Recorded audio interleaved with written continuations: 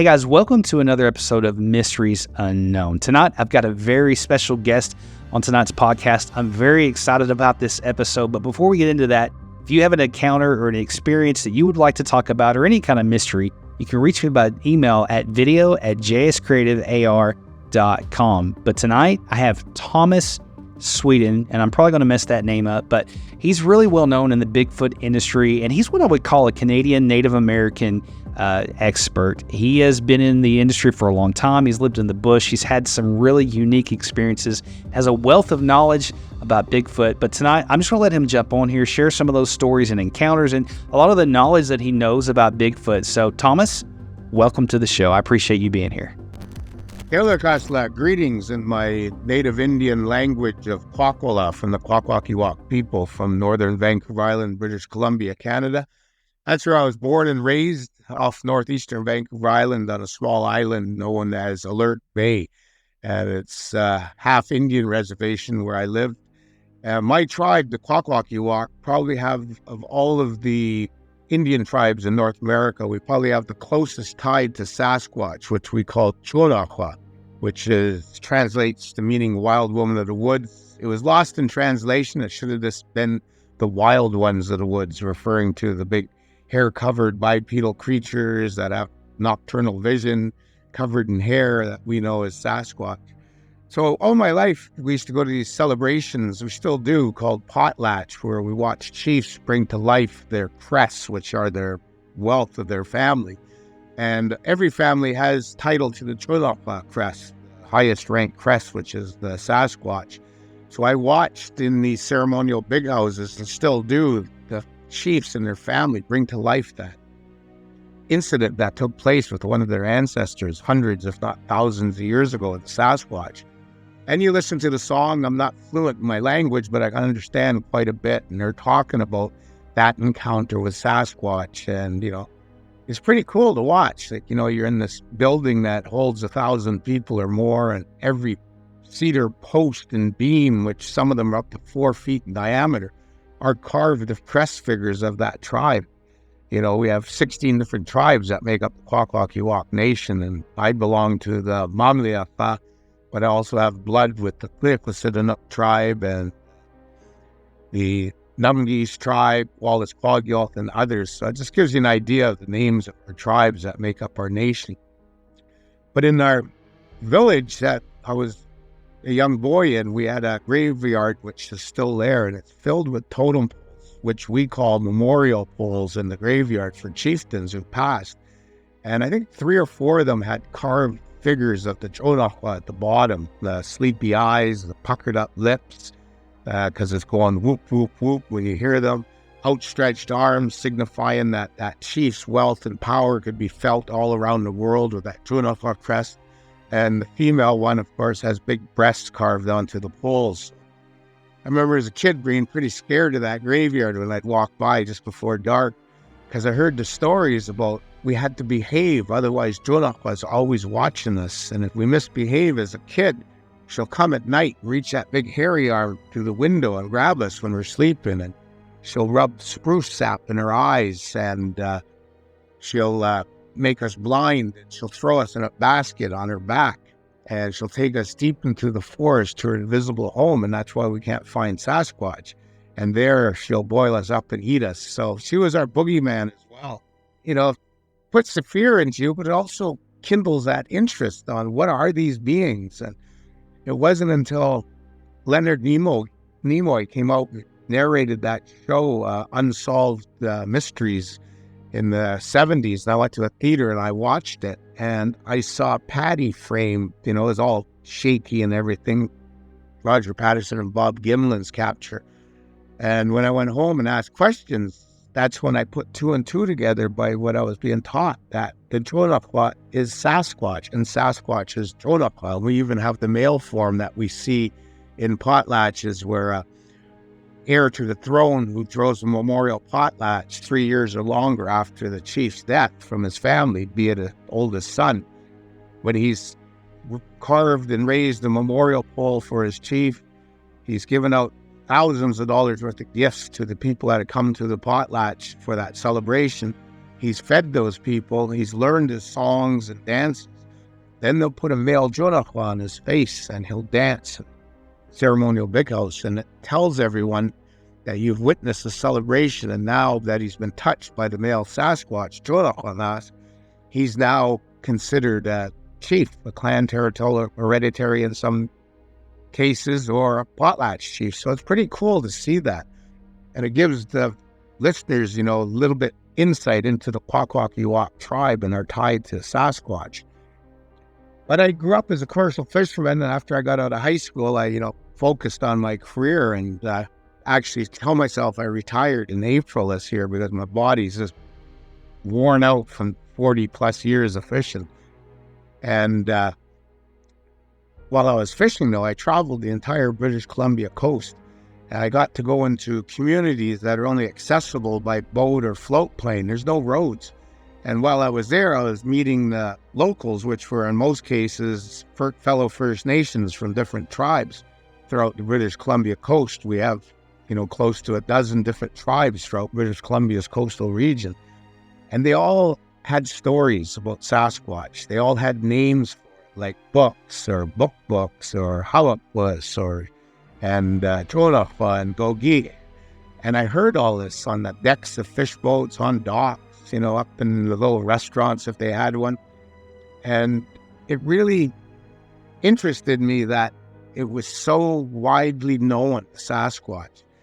And then later on in about late 1980s, I was appointed as the native watchman of my abandoned native village on Mouth of Knights Inlet off northeastern Vancouver Island in a labyrinth of islands called the Broughton Archipelago, the Mamliaka tribal territories. Well, when I went to bush, I didn't think about Sasquatch. To me, it was just nothing. But then we had a few, instances where we smelled things, heard things, and we finally did see one. Well, actually, we saw two of them from the boat of mine anchored out, a commercial fish boat where my trailer cabin was located for the watchman's programs. And it was this time of the year in end of September, beginning of October, when we saw these two Sasquatches in my spotlight. That's when I really became a believer. I knew they were actually out there because I witnessed them with my own eyes. I would spend more time in the bush through the 1990s. It became pretty much my livelihood, being a native watchman, doing a native interpretive walking tour through this abandoned native village with fallen down totem poles and all this history written about Mama Lalakula, village of the last potlatch. Just Google that and you'll see all the books and all the history about it. Very famous place. And then I became a hunting guide on a yacht, and it was about 97 feet long, and I was specialized in black bears with grizzly bears. So I was living and working in the bush during the spring bear hunt, and during the summer doing my ecotourism and my commercial fishing. And when I wasn't commercial fishing, I'd go in, because I was a captain, with my boat into these territories of mine and others. And then fall, I would do my bear hunt again and deer hunts with the guide outfitting company. And I was going to places where logging camps had been removed and the logging roads were left behind. And we would put vehicles there, be it motorbikes or pickup trucks we'd bring in with landing craft. So I was in these places that no other humans were at. And, I'd see things like tracks and tree structures. I'd hear them, smell them, know they're around me, but I didn't care. To me, they were just like another animal, like a cougar or a wolf pack or a bear. I'm sure I'm out there hunting bears and deer and cougar, but at the same time, I didn't fear them. To me, it was like a wolf or a cougar. You just clap your hands and go on, get out of here. And 99.9% of the time, they turn and run. So I always had a gun too, so it didn't bother me. But it opened the door for me to watch logging camps during the winter shutdown of December into January by myself at these big logging camps, from anywhere from 30 men camps to 150 men camps. We had to keep generators going so nothing froze up and keep people from stealing things.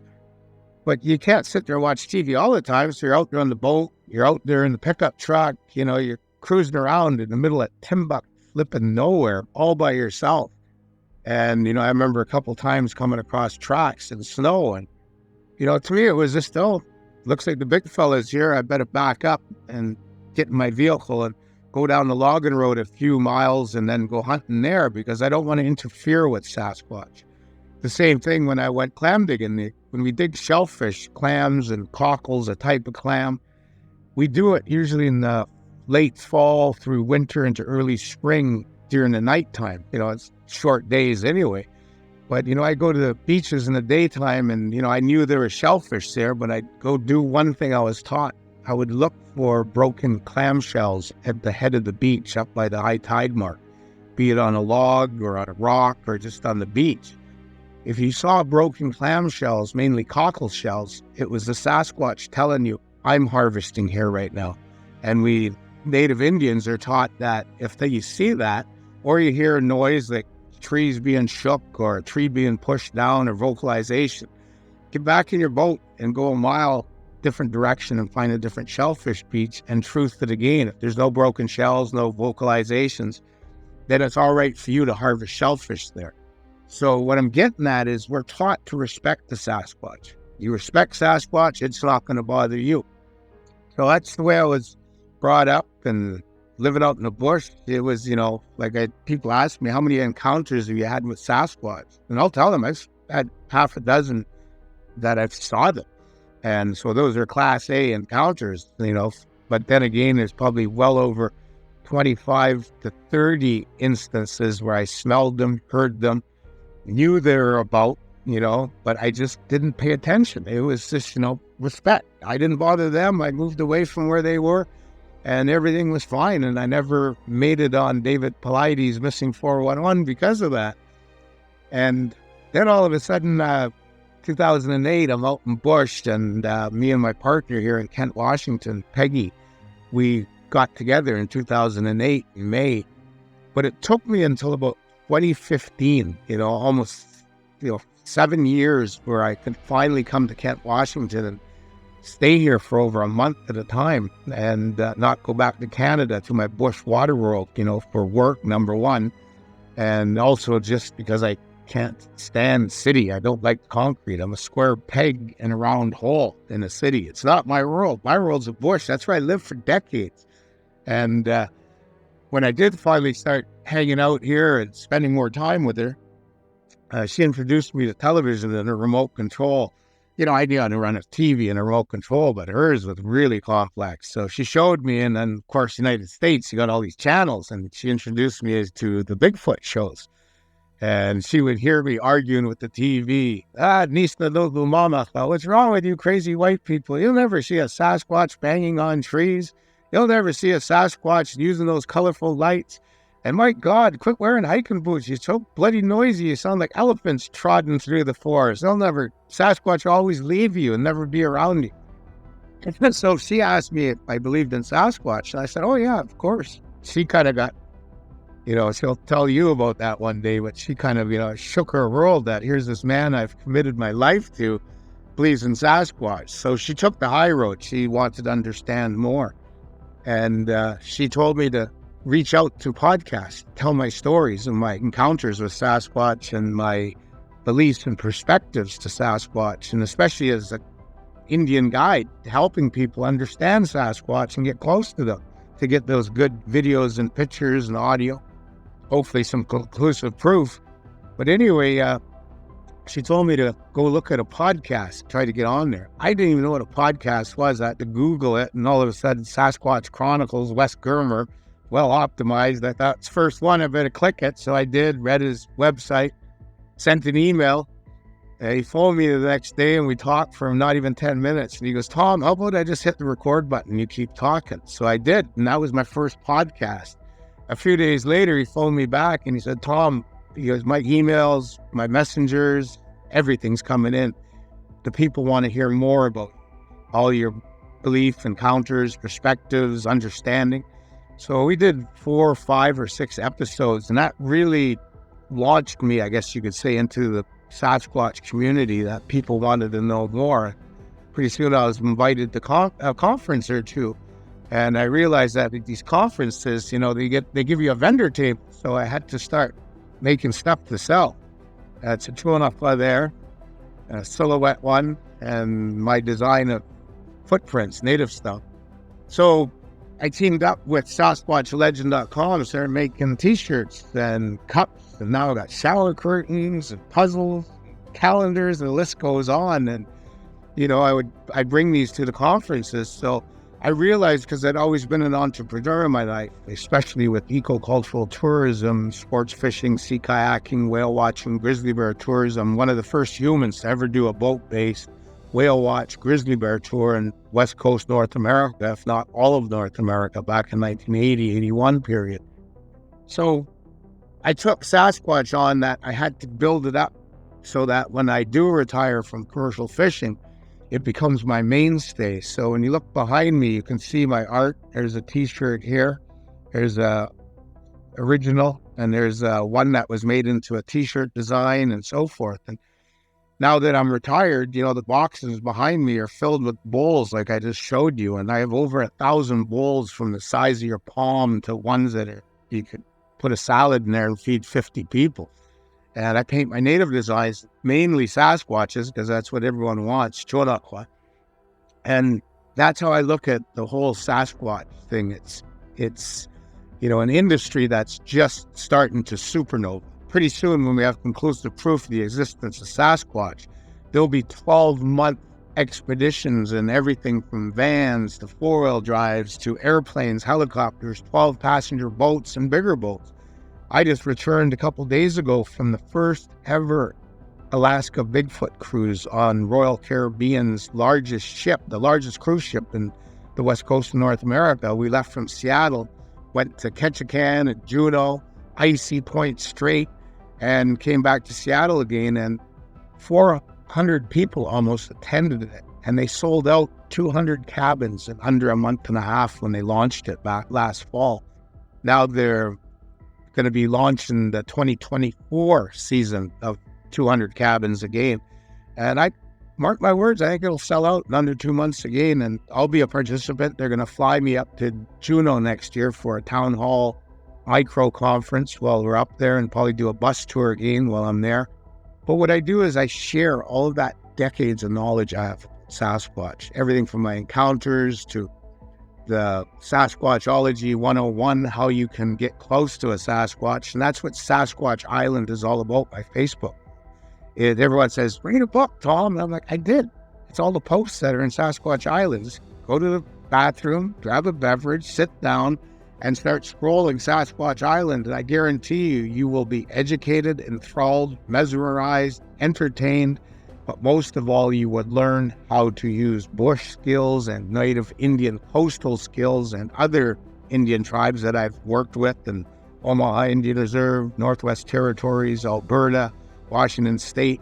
You'll be able to learn how to get close to a Sasquatch. And, one of the biggest things is neutralizing your scent, and that's a whole subject right there. I could talk half an hour on neutralizing your scent so they don't smell your stinky city body with underarm deodorant and colognes, soaps, laundry detergent, dryer sheets that make you smell good. You don't smell good in the forest to a Sasquatch and animals. You smell like a threat, and they're just going to leave you. So, and then I teach tracking. And that biggest thing I teach is knowing your seasonal protein abundance. So we're in October, coming into October, into September. Well, everything, cornfields, potato fields, pumpkin patches, squash areas, salmon in the rivers. These are things that are seasonal abundance right now in a lot of parts of Sasquatch Island, which I call North America. And that's where you're going to find your Sasquatches. And then when winter comes, there's going to be a seasonal regional migration of your Sasquatches from where they were harvesting corn and other vegetables. They might move off to a winter area where there's, on the coast here, shellfish beaches, and they'll be there all winter long. We'll do an expedition here in the 14th of October. We're going to be going on a ex-commercial fish boat, probably 10 or 12 people that book with me, and I'm going to bring them into my traditional territories, and we're going to be there during the convergence of Sasquatch individuals and clans into the labyrinth of islands.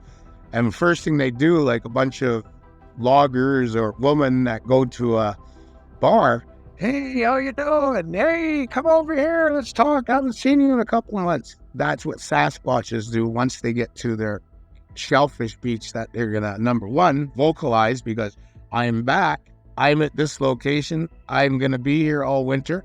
Don't come into my turf unless you come in peace and parlay with me. So they vocalize, and that's what we're going in to listen to. So that's one of my mainstays, is doing investigations for commercial level. So people can phone me or email me, and I'll send them a information packet for the diverse amount of expeditions I do. Simple as someone showing up in Vancouver Island, British Columbia, or here in Camp Washington with a vehicle and picking me up, and we'll go investigate for, about $200 for a 12-hour period and a little bit more for 24-hour. Or someone wants me to supply the tents for camping or glamping, where we kick it up, more comfort. And then we got sea kayak fleet that we can use. I have numerous boats throughout the Pacific Northwest, from small speedboats to 12-passenger, fully contained crew boats with heat, high-speed, commercial, all insured, right up to ex-fish boats and yachts that I can bring people out and hopefully give them that encounter of the hairy kind, where they actually see or hear Sasquatches. And I've done it numerous times that people have actually come up stage where they've seen Sasquatch or heard them. And we even have 16 minutes and 40 seconds of video of a FLIR, large bipedal creature on a beach for over 16 minutes. So we got a blur squatch of one that knocked the trail camera off the stump, because I don't use nylon straps because they won't come near your trail camera. And it's spinning the camera, and you can see the trees spinning. And then all of a sudden, the last frame, there's a right hand of a Sasquatch leaning into my camera.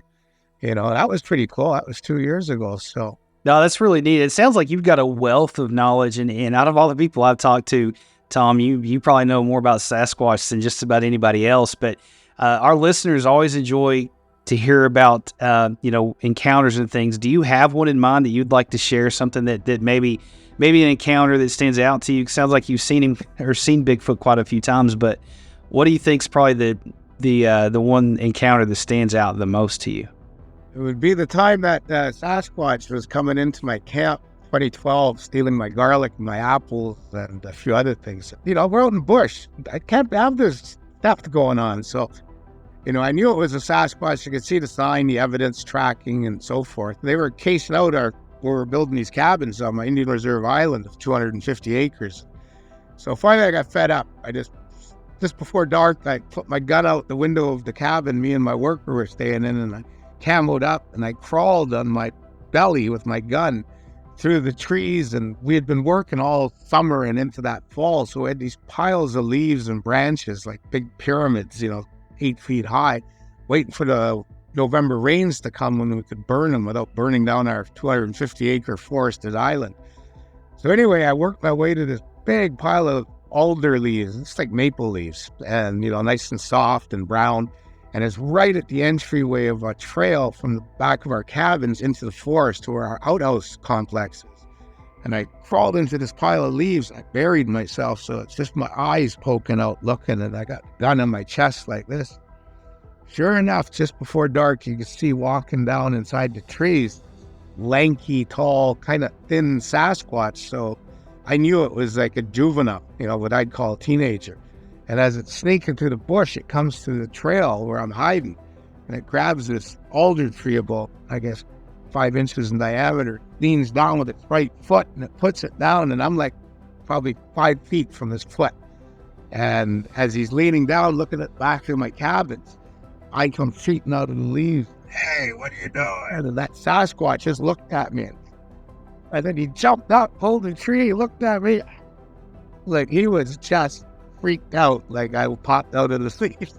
I started laughing, and the Sasquatch turns and he's running through the bush, and he's not doing stealth mode no more. He's just crashing and breaking branches going. And I just had a good hoot and a holler. I went to my cabin, and my worker, who's a native cousin of mine, he's sitting in there, quit putting it on the Sasquatches, they're going to get mad at us. And I wasn't picking on him. I was making a statement. This is my camp. Leave my garlic and apples alone. So anyway, couple days later, we're working on the cabins and we heard something, and I looked underneath the bushes. Don't stand and look in bushes. It's thick. Squat down. We're underneath the branches. You can see a long ways. I can see the foot coming up of a big Sasquatch. I can see the calves. They're this huge. And I was like, wow, that's a big one. That's not the one I saw the other night. And then a couple hours later, I'm looking up on the bank of where the trees are behind our camp that we're building these cabins at. And there's a big cedar stump, probably 7 foot in diameter. We've got big trees in British Columbia back in the day. And anyway, I see the stump and I'm thinking, all alder leaves have fallen down because I think it's deciduous, leaves fall. And so I can see way into the forest and up that hill. And I'm looking at that stump and I'm like, that's out of the ordinary. So I asked my worker, Darcy, grab my scope from my gun, the spare one. And he come over with a 3x9 Bushnell. He cranked it up to 9 and I'm looking at that stump. And what I see is a Sasquatch splayed like that. And he's got leaves on, alder leaves, just like I had when I popped out of the leaves. And I'm looking at the Sasquatch. I'm like, holy, that's a big Sasquatch. All of a sudden, it just stood up and it looked at me. Grimaced like that. That's when you know they're pissed. And all of them, we were just like, holy smokes, that's a big Sasquatch. And he turned and you see these wide shoulders. He just boom, boom, boom, up the hill like nothing and disappeared into the forest. Right away, one worker had it. He said, my non-Indian worker, carpenter, he's like, I can't put up with this BS no more. I'm out of here. And he loaded the speedboat up with his tools and my worker had to run him back to Vancouver Island to his vehicle. He had quit right then and there. And so my other 2 workers that were native, they're kind of freaked. And I'm like, let's just see what happens the next 24, 48 hours. I said, if it gets dicey and these guys want to, go to battle with us, that's it. We'll pull the pin and shut the camp down. We're done anyway, almost for the end of the season. And then that's when peace, nothing else happened. And I knew there was 2 Sasquatches. I know what I think it was Daddy teaching his son, if there's a human, it's that guy there, tall. We know his smell. We know him. He's been here for almost 25 plus years. If there's a human he can sneak up to and get away with stealing his food or not being seen or smelled, that's the one you want to practice with because he's a good bushman. And I think that's what happened. And like I tell people, what was taking place on that island in 2012 was I had to piss higher up the fence post than those 2 Sasquatches, and I proved it. And that's why after he grimaced at me, he knew that the jig was up, and I had him bagged and tagged, and they disappeared, swam off, and went to a different island and left me alone, and I've been at peace with those Sasquatches ever since. Wow. That is I don't know. That's an incredible story, man. And I probably would have been like your worker and be like, hey, I'm out. I'll see you. I'm out. I'm done. But I guess it's like any other, creature or whatever you want to call them. Like once you learn their habits, once you learn what they're about, and then if they know you and they know that you've been there and you're not a threat, I think you can leave in peace. But that kind of brings me to my next question. And you've had lots of experience in this industry, but what do you think Bigfoot is? And I know you've been asked that a lot, but what's your thoughts on it? What do you think it is? What's in your culture? What do they say that Bigfoot or Sasquatch is? They're the other tribe, and they eat children from our tribe that misbehave, and they're cannibals.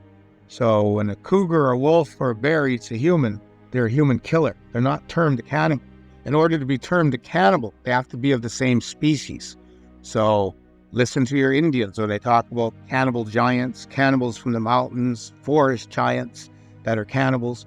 We already know what they are. And that's what I'm teaching everyone is go talk to your local Indian tribe out of respect, number one, and the protocols and permissions to investigate in their area. And please never hunt a Sasquatch. It's so wrong. It's just, don't even think of it. Show them respect. But you'll find that we believe they're just the other tribe. They're just bigger, hairier, nocturnal vision through evolution, and they still have armpit use of scent glands to discharge like a skunk, and that's why they, stink so bad when they want to. So as far as I'm concerned, after seeing them a few times, they're just humans, hairy humans. Very interesting. I really, Thomas, appreciate your time. Thanks for jumping on my podcast. If somebody wants to reach out to you to get some of your products, to buy some shirts, or they want to take a tour, do you want to give them your email? Are you comfortable with that? I'm more than happy to doing that. Sure. It's just, Sasquatch Island on Facebook and YouTube channel. Subscribe to that. I always tell people to slap that subscribe button like a rogue Sasquatch slaps a disrespectful investigator upside the head. And that way you'll be notified when you hit the bell icon when I post videos and so forth. Very interesting. But Sasquatch Island Facebook group, Sasquatch Island website has a direct link to my email, which is tom.sewid@gmail.com, tom.sewid@gmail.com. And Google my name. You'll see numerous podcasts. Email me. I'll send you a links page with everything I've been in. I starred in a silly movie called Bigfoot Girl, but my part was pretty good. The movie sucks. And then, of course, I used to have my own travel show called Aboriginal Adventures, which is on FNX Network on the internet. You can watch that series. But I've been in numerous podcasts, video casts, and also television documentaries and more coming. So reach out to me. I wouldn't mind hearing from you.